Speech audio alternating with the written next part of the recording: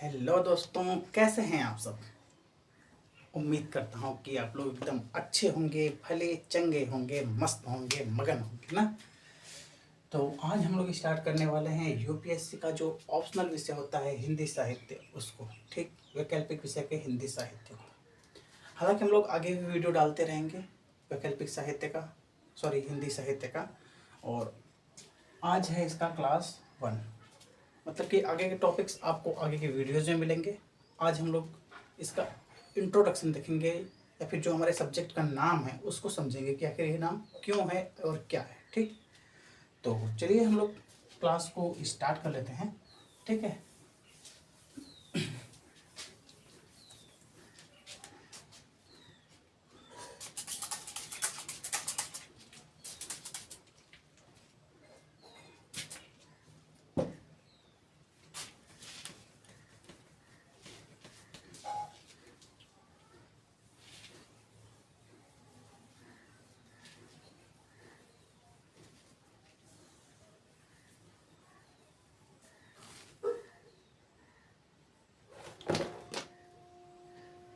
आप में से किसी को पता है कि ये जो हमारा विषय है, जो सब्जेक्ट है, इसमें जो हम लोग पढ़ने जा रहे हैं, इसका पूरा नाम क्या है? क्या इसका नाम केवल हिंदी साहित्य है या फिर और कुछ है? किसी को कुछ पता है तो एक बार कमेंट में मार दो जरा। तो जो जो पता रहेगा, जो बातें आपको कमेंट में डालते रहिएगा। ठीक है, तो हमारी जो ये विषय है जिसको लोग पढ़ने जा रहे हैं, उसका पूरा नाम है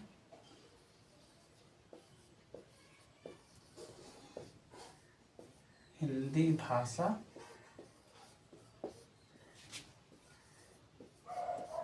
और साहित्य।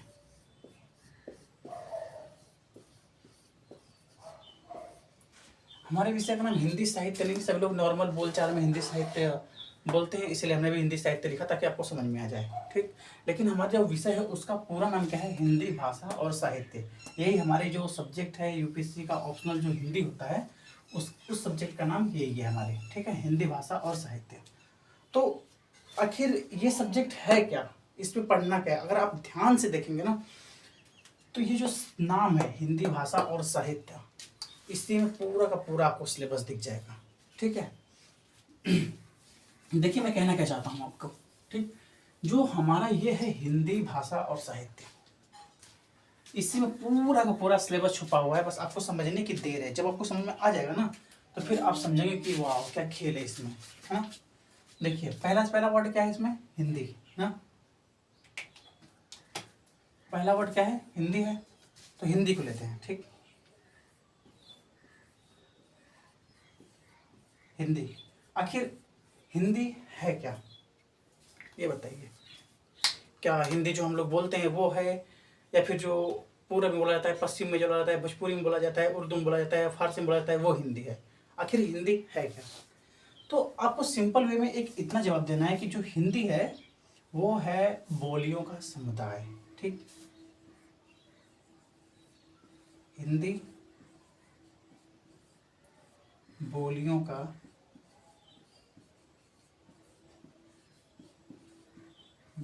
समुदाय है ना, का समुदाय है।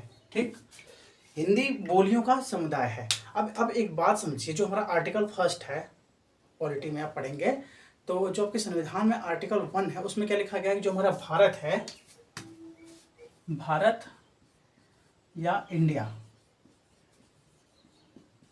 ये राज्यों का संघ है, राज्यों का संघ है।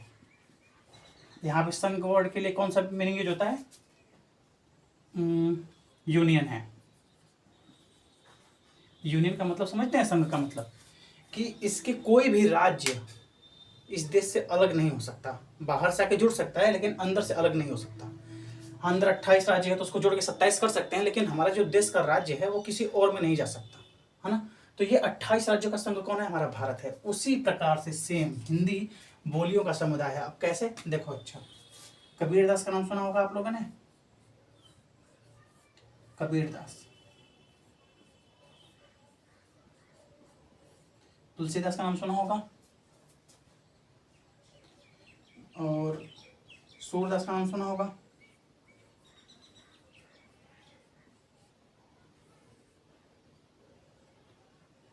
ठीक है। विद्यापति का नाम सुना होगा, विद्यापति। क्या आप लोगों ने नाम सुने हैं बचपन से? अब जब भी 5, 6, 7, 8 में जो पद्य थे वो इन्हीं लोग के थे लगभग, इन तीनों लोग के। ये इनका नाम आप लोग आगे चल के पढ़े होंगे इंटर में ना। तो आपने कबीरदास का नाम सुना है, तुलसीदास का नाम सुना है, सूरदास का नाम सुना है, विद्यापति का नाम सुना है, ठीक। तो हमारे जो कबीर जी हैं ये किस भाषा में लिखते हैं?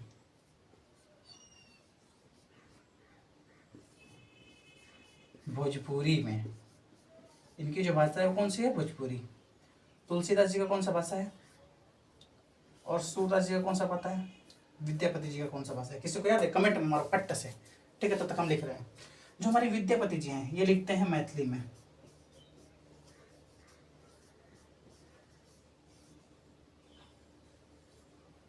ठीक।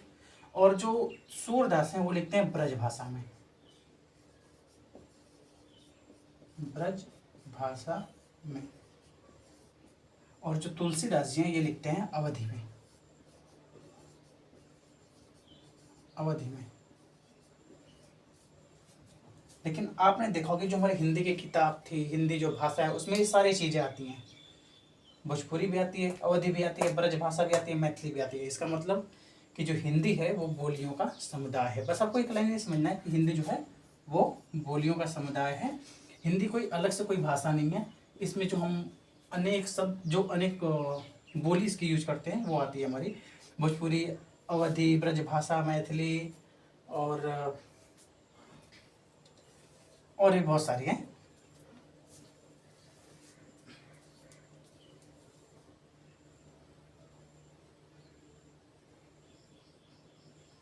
क्या फंस रहा है, ठीक है। तो अगला हम लोग बात करते हैं कि भाषा क्या है हमारी, है ना। ये भाषा क्या होता है? भाषा का डेफिनेशन तो आप लोगों ने बचपन से ही सुना होगा कि भाषा वह साधन है जिससे हम अपनी भावनाओं को, अपने भाव को किसी व्यक्ति के सामने या किसी जीव के सामने व्यक्त करते हैं। जैसे कुत्ते को कहते हैं अह अह तो कुत्ता आ जाता है भाई, वो हमारी भाषा को, हमारी भावना को समझ रहा है ना, तो वो भी तो भाषा हो गई। तो कोई भी जीव हो या मनुष्य, दोनों हो सकते हैं। तो भाषा वह साधन है जिससे हम अपनी भावनाओं को व्यक्त करते हैं। आज तक आपने यही परिभाषा सुना होगा। लेकिन क्या ये भाषा नहीं है कि आप रास्ते में जा रहे हैं, ये हमारा प्यारा सा रास्ता है, ये आप हैं, ठीक। और यहाँ पे 10,000 रुपये पड़े हैं, ठीक है। आप इसको पाए, झूमते हुए जा रहे थे आगे, और आगे से आपका दोस्त आता हुआ दिखा, आपने उसको देख के अपना पैसा जो है अपने पॉकेट में भर लिया, ठीक। आप उसके सामने ऐसे रिएक्ट कर रहे हैं जैसे कि आपको कुछ पता ही नहीं, आपको कुछ मिला ही नहीं, एकदम ठीक, एकदम उदास टाइप में जा रहे हैं, जबकि आपका मन एकदम अंदर से एकदम खुश है, एकदम प्रसन्न है। लेकिन आप उसको बताना नहीं चाहते कि भाई हमको 10,000 मिला है। अगर हम इसको बता देंगे कि भैया हमको 10,000 रुपये मिले हैं, तो ये बोलेगा कि भाई चल हमको पार्टी दे दे। तो आप अपना 100 रुपये बचाने के चक्कर में आप अपनी भावनाओं को अंदर दबा रहे हैं, ठीक है। तो जो आपका दोस्त है ये सामने से आपके पास आया और आपसे बोला कि भाई हमको, आपको 10,000 रुपये मिले थे, ये आपको बोला भाई हमको 2,000 रुपये उधार दे दे, ठीक। अगर आपसे जैसे ही ये आपका दोस्त बोलेगा कि हमको 2,000 रुपये उधार दे दे, आप तुरंत झूठी कसम खा जाओगे कि भैया कसम से हमारे पास 1 रुपये नहीं है पॉकेट में या घर पे या फ़ोन पे गूगल पे, आजकल तो सब चलते हैं ना। तो आप तुरंत झूठी कसम खा लोगे कि हमारे पास 1 रुपये नहीं है, जेब पूरा क्या है, खाली है, जेब खाली, ठीक। तो यहाँ पे जो आपने अपनी भावनाओं को दबाया, आपके अंदर कितनी खुशी थी, आपने 10,000 रुपये पाए थे, आपने अपने मित्र को देखकर अपनी भावनाओं को दबा लिया और आपने उसके सामने दुखी होने का नाटक किया। तो क्या ये भाषा नहीं है कि आपने अपनी भावनाओं को दबाया? बिल्कुल है। तो भाषा के 2 गुण होते हैं, कौन कौन से होते हैं?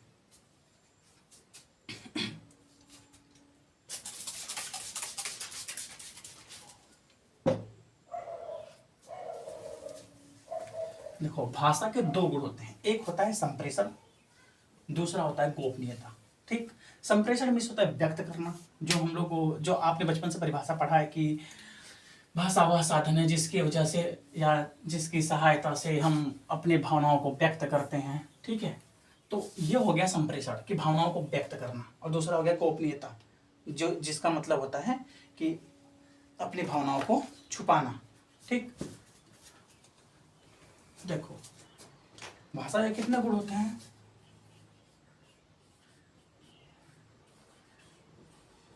भाषा के 2 गुण होते हैं। कौन कौन से? पहला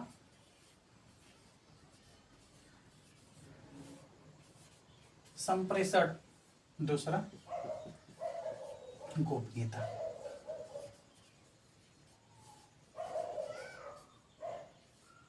गोपनीयता, ठीक। यहाँ पे प्रेम नहीं चाहिए, ये गोपनीयता है, ठीक है ना। तो भाषा के 2 गुण होते हैं। पहला होता है संप्रेषण, दूसरा होता है गोपनीयता। संप्रेषण का मतलब होता है कि हम अपनी भावनाओं को जो व्यक्त करते हैं अपने, जैसे कि हमारे पास 50 रुपए हैं, हमने बोल दिया कि भाई हमारे पास 50 रुपए हैं, तो वो हो गया आपका संप्रेषण, कि आपने सही से व्यक्त कर दिया। दूसरा होता है गोपनीयता, जब हम अपनी भावनाओं को छुपाते हैं, ठीक। तो एक बार फिर से देख लीजिए कि क्या होती है हमारी भाषा, है ना। भाषा एक बार फिर से जल्दी जल्दी में देख लेते हैं कि भाषा वह साधन है जिसकी वजह से हम अपनी भावनाओं को किसी के सामने व्यक्त करते हैं, या फिर उसको दबाते हैं, या छुपाते हैं, या गोपनीय बनाते हैं, ठीक। तो वह भाषा होती है। तो भाषा का डेफिनेशन हो गया। और इसके 2 गुण कौन कौन से होते हैं भाई साहब? इसके 2 गुण होते हैं। पहला होता है संप्रेषण,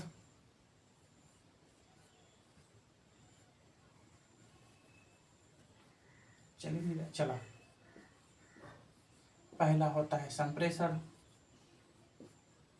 दूसरा होता है गोपनीयता।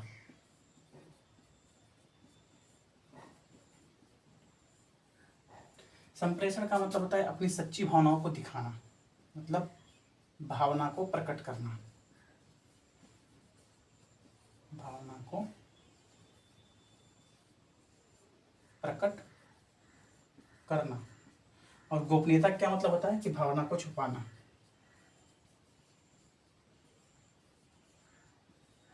भावना को छुपाना, ठीक। ये होगा भाई भाषा। अच्छा, मानकता क्या होती है, ये आप लोगों को पता है? संप्रेषण का मतलब होता है भावना को प्रकट करना, और गोपनीयता का मतलब होता है भावना को छुपाना। तो अब इसके बाद हम एक चीज समझते हैं कि मानकता क्या होती है, ठीक। क्योंकि मानकता भी आएगा आगे, तो उसको पहले समझ लेते हैं कि ये मानकता होता क्या है। मानकता, मानकता का मतलब सिंपल सी रूप है कि जिसको सभी लोग मानते हो, सभी लोग माने, ठीक। इसका मतलब पहला क्या होता है? 2 चीज होगी, अनेक रूपता की जगह, अनेक रूपता की जगह एकता, और अनेक रूपता की जगह एकता, और विविधता की जगह सर्वमान्यता, विविधता, विविधता की जगह सर्वमान्यता। अब देखो कि जो अनेक रूपता है, अनेक रूपता की जगह एकता, इसका मतलब कि आपने जो लीटर देखा होगा कभी दूध नापने वाले का, जो लीटर लिया रहता है 1 लीटर वाला, 2 या 5 लीटर वाला, जो भी आप लोगों ने देखा हो, मैक्सिमम 1 लीटर वाले लेकर चलते हैं, क्योंकि सबको 1 लीटर 2 लीटर दूध चाहिए होता है। तो जो लीटर लेकर चलता है दूध वाला, वो भी तो एक मानक ही है। क्या लीटर से पहले कुछ नहीं बना होगा? कि मान लीजिए कि कोई और माप बना होगा, मान लीजिए एक तरफ से किलोग्राम ही बना होगा कि हाँ इसी से दूध भी मापेंगे। तो किसी ने बोल दिया कि भाई दूध तो अधिक हो जाएगा ना 1 किलो में, तो इसको क्या करते हैं, कोई भी जो जल पदार्थ है वो तो बेसी हो जाएगा, तो 100 ग्राम कम करके बना देते हैं, इसको लीटर बोला गया। तो इसको जब 1 लीटर बनाया गया होगा, तो क्या इसका विरोध नहीं हुआ होगा? जरूर विरोध हुआ होगा। देखिए, कोई भी नया काम हो उसमें विरोध जरूर होता है, आलोचक जरूर होते हैं, क्योंकि जब तक किसी चीज़ की आलोचना नहीं होगी तब तक वह चीज़ शुद्ध नहीं हो सकती, उसमें सुधार नहीं हो सकता। जैसे कि आपका संविधान है, तो संविधान में संशोधन क्यों होते हैं? क्योंकि उस पर सवाल खड़े किए जाते हैं कि नहीं, अभी इसमें इतनी ज़रूरत है, बदलते समय के साथ संविधान को बदलना पड़ेगा, नहीं बदलेगा तो, क्योंकि भारत तो पहले अंग्रेजों का अधीन था, हम लोग पहले आज़ाद हुए थे, तो उसके बाद क्या हुआ था कि हमारे पास उतनी अर्थव्यवस्था नहीं थी, तो उस हिसाब से संविधान बनाया गया था ना। अब धीरे धीरे हमारी अर्थव्यवस्था आगे बढ़ रही है, तो हमको संविधान को उसके अनुसार परिवर्तित करना पड़ेगा। अगर नहीं परिवर्तित करेंगे तो हम आज भी पीछे रहेंगे। ठीक, तो इसी प्रकार से कि जो अनेक रूपता की जगह एकता, कल को अगर 1 लीटर है, ठीक, आप इसको सबको मानना पड़ेगा, एक 1 लीटर को, मतलब कि जो अनेक रूपता है उसमें जो विरोध कर रहे हैं, ठीक, तो हम लोगों को कोई एक मानक ऐसा मानना पड़ेगा जिसको सभी लोग माने। मान लीजिए कि एक हो गया किलोग्राम होता ही है, और लीटर हो गया, और मान लीजिए क्विंटल, हालांकि ये भी किलोग्राम का ही है, लेकिन एक तरफ से मान लेते हैं कि ये अलग है। ठीक है, तो अब 50 लोग हैं, 50 लोग, इन लोगों में वोटिंग हो गई, 10 लोगों ने इसको वोट दिया दूध नापने के लिए, 10 लोगों ने इसको वोट दिया, 30 लोगों ने इसको दिया। ठीक है, तो सर्वमान्यता किसका कहा जाएगा? जिसका अधिक होगा ना, कि इसमें 30 लोगों ने वोट दिया है तो अब इसी को माना जाएगा। तो भाई अब एकता इसी में हो गई कि हाँ अब इसी को मानना पड़ेगा, आप भी इसी को मानेंगे। ठीक, अब विविधता की जगह सर्वमान्यता, कि जो भाई अब ये लोग विविध थे, अलग अलग थे, 10 ये 10 ये, ठीक है, ये जो 10 लोग थे ये अलग हैं। ठीक, तो अब ये भी इसी को मानेंगे, जो विविध थे वो भी जो सर्वमान्य है जिसको माना गया है, अब ये लोग भी उसी को मानेंगे। तो अनेक रूपता की जगह एकता और विविधता की जगह सर्वमान्यता। ठीक, ये होती है हमारी मानकता की मीनिंग। ठीक है, तो अच्छा आगे देखते हैं हम लोग कि भाषा के अंग कितने होते हैं। ठीक है, समझ आ रहा हो तो बस वीडियो को एक लाइक मार दो, बस चैनल को सब्सक्राइब नहीं करो तो चलेगा। ठीक ना, देखो अच्छा भाषा के अंग कितने होते हैं। पहला होता है ध्वनि। अच्छा ध्वनि क्या होता है?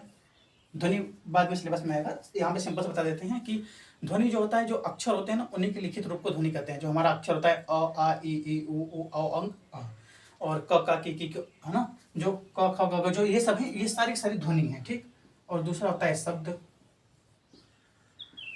शब्द ध्वनियों की शब्द ना, जो ध्वनियों की एक व्यवस्था जिससे कुछ अर्थ निकलता हो उसे शब्द कहते हैं।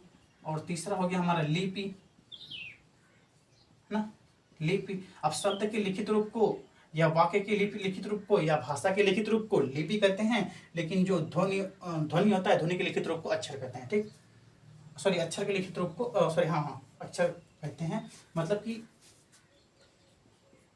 ध्वनि के लिखित रूप को अक्षर कहते हैं। बाद में कंफ्यूज मत हो जाना है, मैं जल्दी जल्दी बोलने के चक्कर में इधर उधर बोल जाऊंगा, कुछ पढ़ने से कोई फायदा नहीं। ध्वनि के लिखित रूप को अक्षर कहते हैं, और शब्द किसका लिखित रूप, सॉरी शब्द से कुछ नहीं, जो लिपि होती है वो भाषा का लिखित रूप क्या होता है? लिपि होता है। ठीक, तो इसके 3 अंग होते हैं, ध्वनि, शब्द, लिपि, और चौथा होता है उच्चारण। ठीक है, उच्चारण। तो हमारी भाषा मानक नहीं है, हिंदी मानक नहीं है, हम पहले बता दे रहे हैं, अभी समझा भी दे रहे हैं कैसे नहीं है। आखिर भाषा हमारी मानक क्यों नहीं है? देखो, जो हमारा ध्वनि होता है, ठीक, जो ध्वनि है हमारा, कुछ लोग बोलते हैं वन, कुछ लोग बोलते हैं बड़, अरे बन। अब गांव में जाओगे बुजुर्ग लोग बन बोलते हैं, वन नहीं बोलते हैं। ठीक, बन बोलते हैं। कुछ लोग जाना बोलते हैं, कुछ लोग जाना बोलते हैं। अब हरियाणा राजस्थान चले जाएगी तो वहाँ पे जाना नहीं जाना बोला जाएगा। ठीक है, तो ये ध्वनि मतलब जो जिसको हम लोग बोलते हैं उसको ध्वनि बोलते हैं, जो अक्षर होते हैं। ठीक, अगर उनको लिख दिया जाए तो वही अक्षर हो जाएंगे, अगर हम बोल रहे हैं तो ध्वनि हो गए। तो अगर कोई बोलने वाला है, जैसे कि वन को बन बोलते हैं, मतलब कि ये वन है ना, और यहाँ पे बा आ गया। जाना को जाना बोलते हैं, मतलब यहाँ पे न है, यहाँ पे ड़ है। तो मतलब कि इनकी जो ध्वनि है, अक्षर है जो इनकी ध्वनियों में क्या है? विविधता, मतलब कि एक जैसा नहीं है। अब यहाँ पे वन है, ये बन है, तो कोई 1-2 बुजुर्ग तो है नहीं जिनको हम मना करके उनको सुधार देंगे कि भाई आप भी वन बोलो। अब वो बन बोल रहे हैं तो वो तो बन ही बोलेंगे। बुजुर्ग है तो आप उनको डांट नहीं सकते, या फिर कुछ किसी को ऐसा तरीका नहीं बता सकते जिससे कि वो भी वन बोलें। ठीक, वो बन ही बोलेंगे। और जो जाना है, जाना को जाना। अब राजस्थान और हरियाणा में जाना बोला जाता है। ठीक, अब उसको क्या करेंगे आप? उनको पूरा राज्य ही जब बोले, कोई मान लीजिए 10 लोग, 20 लोग, 50 लोग हों, तो आप उनको बोलिए कि भाई आप अपनी हिंदी सुधार लीजिए। अब जब पूरा राज्य ही बोल रहे जाना को जाना, तो आप उनको सुधार नहीं सकते। अब उनका तो ये अधिकार है ना भाई कि उनका जैसे उनका मन करेगा वैसे बोले, उनको समझने से मतलब है। अगला चीज आता है लिपि, शब्द। ठीक, आखिर शब्दों में कैसी विविधता है? हमारी हिंदी मानक नहीं है। आखिर ध्वनि के रूप में हमने देख लिया क्यों मानक नहीं है, क्योंकि हर जगह विविधता है। ठीक ठीक है ना। अब देखते हैं शब्द। सिर का नाम सुना होगा आप लोगों ने? सिर का नाम सुना है? नहीं सुना है? देख लो, ये है सिर। ठीक है, तो सिर को क्या क्या बोलते हैं? पहला तो सिर ही बोलते हैं भाई साहब। दूसरा क्या बोलते हैं? कपार बोलते हैं, कपाल। फिर इसके बाद कपार भी बोलते हैं। फिर क्या बोलते हैं? माथा दर्द कर रहा है, माथा भी बोलते हैं। हालांकि माथा ये आगे वाला पार्ट होता है, लेकिन इसको माथा भी बोलते हैं बोलचाल में। फिर इसके बाद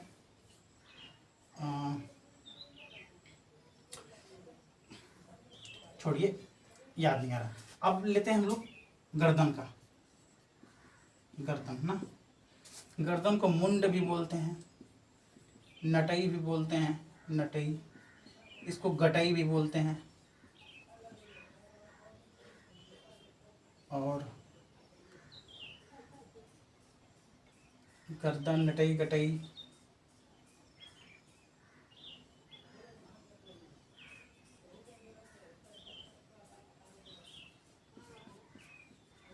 और नून को या नमक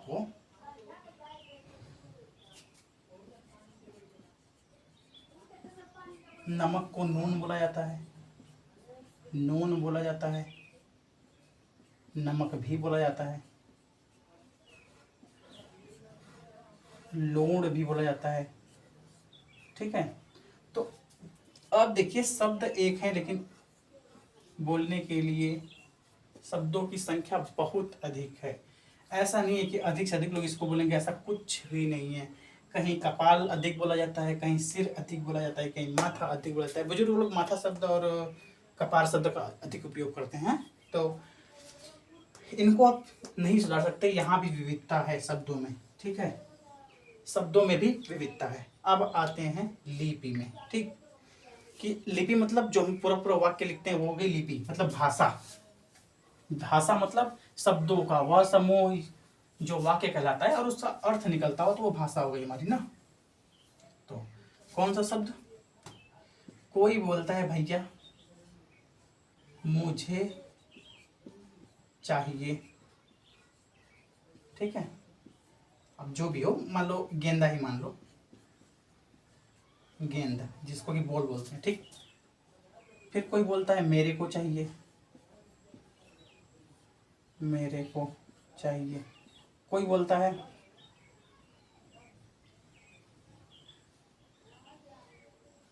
मुझको चाहिए, मुझको चाहिए।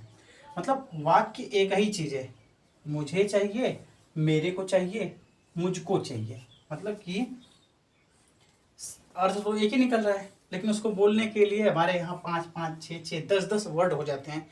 मतलब कि लिपि में भी विविधता है।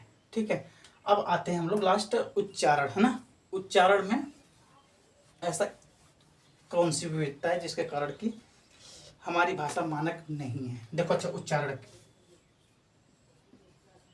उच्चारण आज पढ़ा नहीं रहे, बस आपको जो हमारी विषय का नाम है ना, हिंदी भाषा और साहित्य, उसका बस मतलब समझा रहे हैं कि इसमें क्या क्या पढ़ना है आपको। ठीक, उच्चारण में कैसी विविधता होती है? देखो, स्टेशन होता है, स्टेशन, उसको कुछ लोग शुद्ध बोलते हैं स्टेशन। ठीक है, लेकिन अब बुजुर्गों का सुनोगे तो कभी बोलेंगे सटेशन,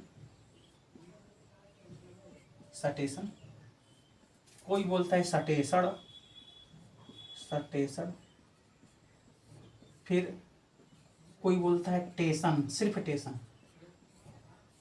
कोई बोलता है टीसन, टीसन। कोई बोलता है स्टेशन, स्टेशन। ठीक, अब आते हैं स्कूल पे ना। मतलब स्टेशन को देख लिया, अब वो स्कूल को देखो। कोई बोलता है स्कूल, कोई बोलता है शुद्ध वाला स्कूल, कोई बोलता है स्कूल। तो इसको बोलने के लिए 3 शब्द, मतलब कि जो उच्चारण निकल रहा है, हम लोग लिखा तो सही है स्टेशन, लेकिन हम लोग जो बोलते हैं, कुछ लोग स्टेशन बोलेंगे, कुछ लोग स्टेशन बोलेंगे, कुछ लोग स्टेशन बोलेंगे, कुछ लोग टेशन बोलेंगे, कुछ लोग टीशन बोलेंगे, कुछ लोग इस स्टेशन बोलेंगे। स्कूल को कुछ लोग स्कूल बोलते हैं, कुछ लोग स्कूल बोलते हैं, कुछ लोग इस स्कूल बोलते हैं। ठीक है, तो जैसा कि भाषा के 4 अंग है, ध्वनि, शब्द, लिपि, उच्चारण, और चारों में विविधता है। जो हमारी हिंदी भाषा है उसके 4 अंग है और चारों में विविधता है, इसलिए यह भाषा मानक नहीं है। हालांकि मानकता की क्लास 2-3 दिन चलेगी कम से कम। ठीक है, ये तो बस आपको उसका मतलब समझा रहे हैं हम ना।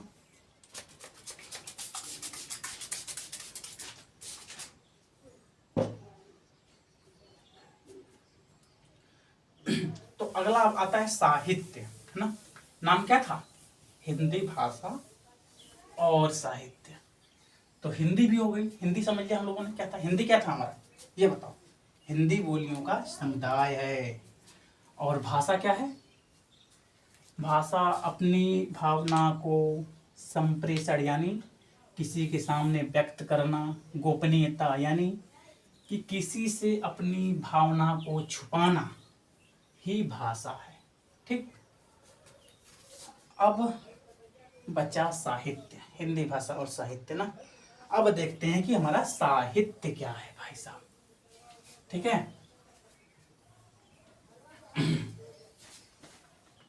देखो साहित्य,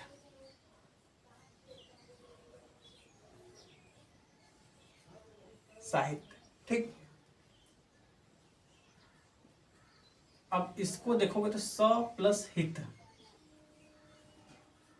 हित, इन्हीं दोनों वर्डों से मिलकर बना है साहित्य। ठीक है, स प्लस हित ना। अब ऐसा नहीं कि स प्लस हित बना तो वो तो सहित हो जाएगा, लेकिन इन्हीं दोनों वर्डों से साहित्य बना है। ठीक, स का मतलब क्या होता है? स का मतलब साथ, और हित का मतलब क्या होता है? हित का मतलब होता है कल्याण करने वाला। हम तुम्हारे हित चाहते हैं बालक, मतलब हित मतलब कल्याण। ठीक, हित मतलब कल्याण, साथ और कल्याण। अब इसमें मतलब हम कहना क्या चाहते हैं जानते हो? कि जो साहित्य होता है इसके 2 रूप होते हैं। अच्छा, रूपों को छोड़ो, एक कहानी है आषाढ़ का एक दिन ना, आषाढ़ का एक दिन, आषाढ़ का एक दिन। इसके रचयिता कौन है? मोहन राकेश ना, मोहन राकेश। अच्छा देखो, इस जो नाटक है इसमें इसका जो नायक है उस नायक का क्या नाम है? ये जो नाटक है इसके नायक का जो नाम है वो है कालिदास। ठीक है, तो जो जो ये नाटक है आषाढ़ का एक दिन जिसको मोहन राकेश जी ने लिखा है, उसका जो नायक है उसका नाम है कालिदास, और जिसमें नायिका रहती है उसका नाम है मल्लिका।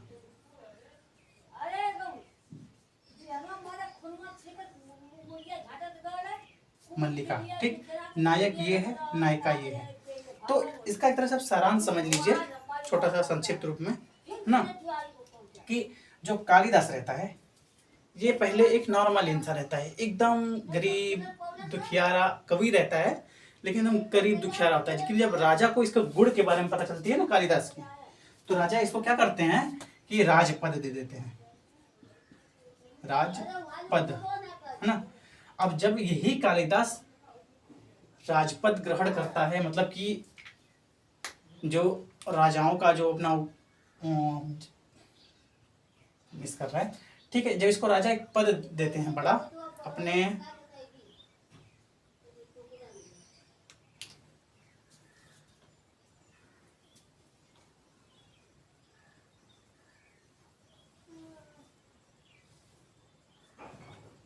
जब इसको राजशाही में एक बड़ा पद मिल जाता है, पद ना, जब इसको राजशाही में एक बड़ा पद मिल जाता है तो ये सोचने लगता है कि हम मल्लिका से शादी करें या फिर किसी बड़े पद वाले इंसान की लड़की से।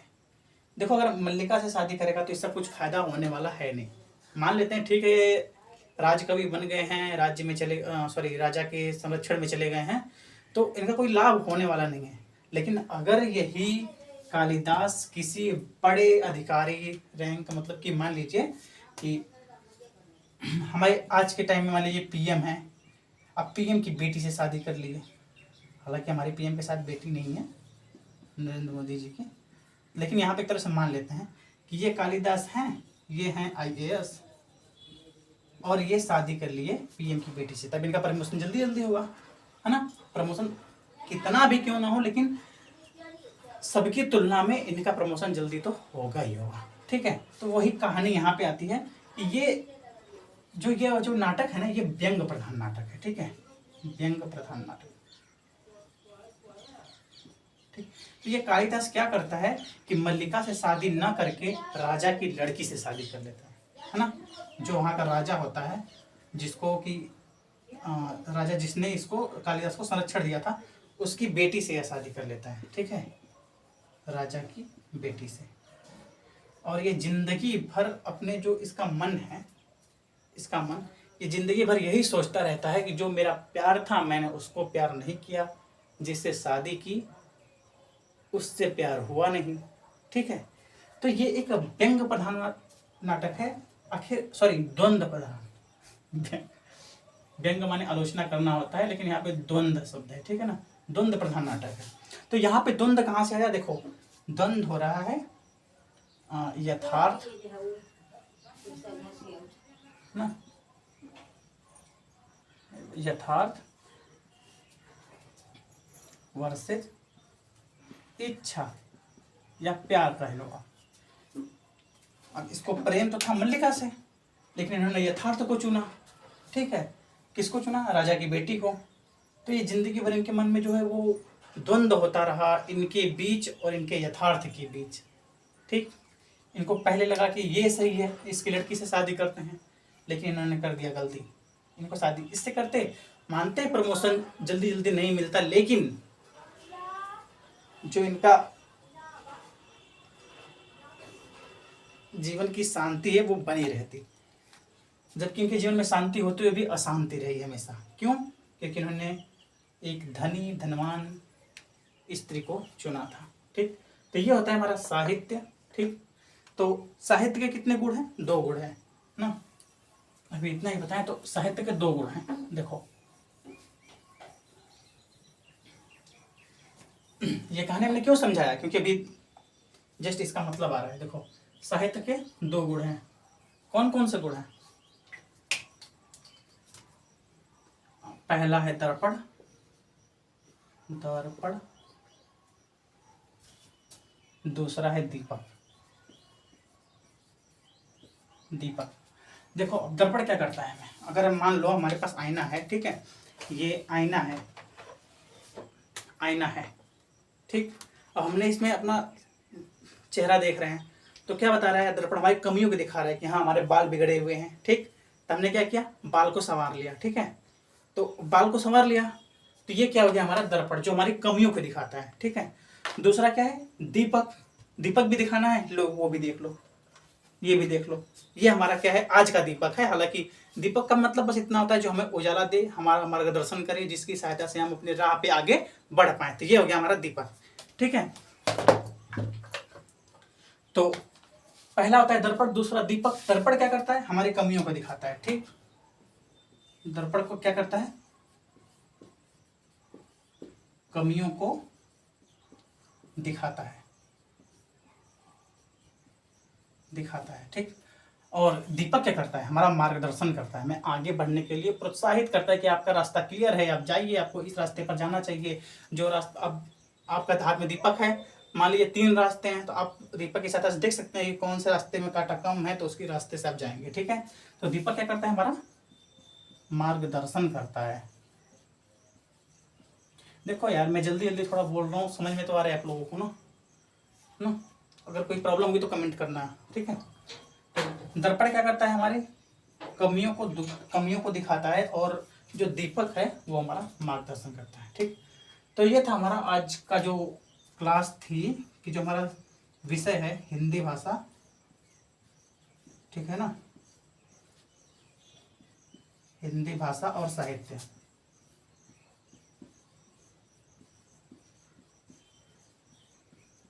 और साहित्य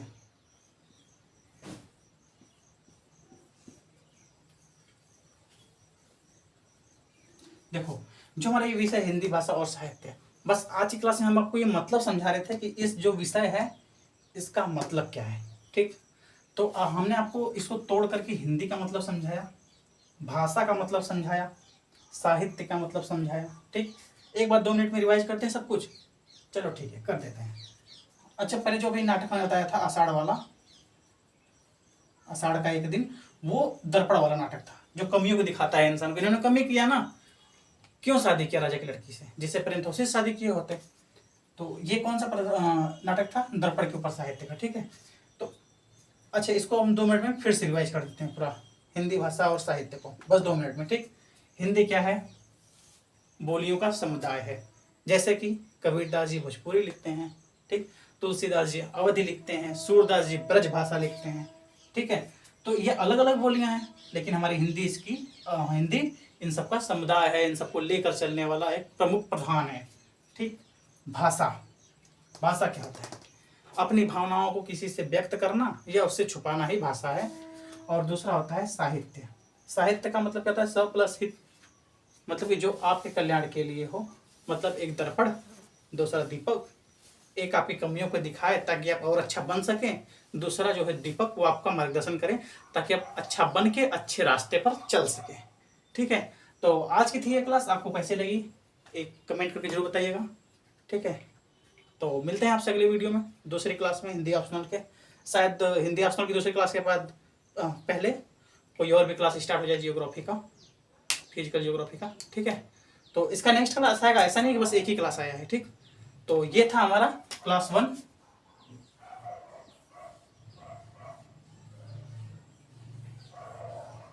ठीक, ये क्लास 1 था। अब अगला आएगा क्लास 2, तो आप लोग बने रहिएगा, या फिर आप लोग एक बार प्ले लिस्ट में चेक कर लीजिएगा, क्या पता तब तक क्लास 2 आ जाए, जब तक आपके पास ये वीडियो पहुंचे। ठीक, तो चलते हैं हम। नमस्ते दोस्तों।